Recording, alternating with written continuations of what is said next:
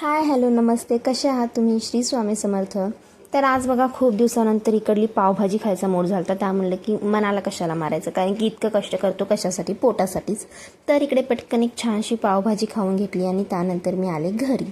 तर घरी आल्यानंतर इकडे स्वयंपाकाला वगैरे लागले, चपात्या वगैरे करून घेतल्या आणि त्यानंतर इकडे भाजी करत करत स्वतःसाठी ब्लॅक कॉफी ठेवलेली होती. काय माहीत आजकाल मला चहापेक्षा जास्त ब्लॅक कॉफी मी प्रेफर करत आहे आणि चहा मी सध्या नाही पित, त्याचं एक कारण पण आहे, ते पण तुम्हाला मी सांगेल जेव्हा ते पूर्ण होईल तेव्हा.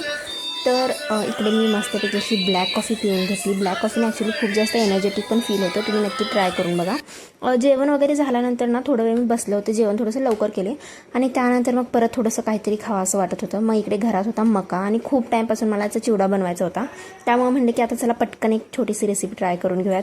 आणि आमच्या कॉलेजच्या बाहेर अशी मक्याची भेळ मिळायची आणि इतकी भारी लागायची ना. आम्ही फ्रेंड्स म्हणजे असं ठरवून यायचं की आज मका चिवडा खायचा आणि तो म्हणजे जे गाडीवर लावायचा तो कधी यायचा नाही. तर आम्ही खूप अशी वाट बघायचो की तो कधी येते आणि आम्ही मका चिवडा खाणार.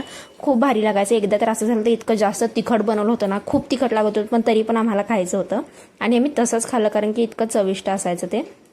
तर सेम टू सेम तसं नाही झालं, कारण की यामध्ये मी कोथिंबीर आणि लिंबू नाही पिळलं, पण तुम्ही सेम अशी बनवा आणि यावर कोथिंबीर घाला मस्तपैकी आणि लिंबू पिळा, इतकं भारी लागतं ना. तुम्ही मला नंतर थँक्यू म्हणाल. तर नक्की ही रेसिपी ट्राय करून बघा, तुम्हाला कशी वाटते मक्याच्या चिवड्याची, आणि मला कमेंट करून सांगा. आणि चॅनलवर नवीन असाल तर नक्की सबस्क्राईब करा, लाईक करा, कमेंट करा. Thank you so much for watching.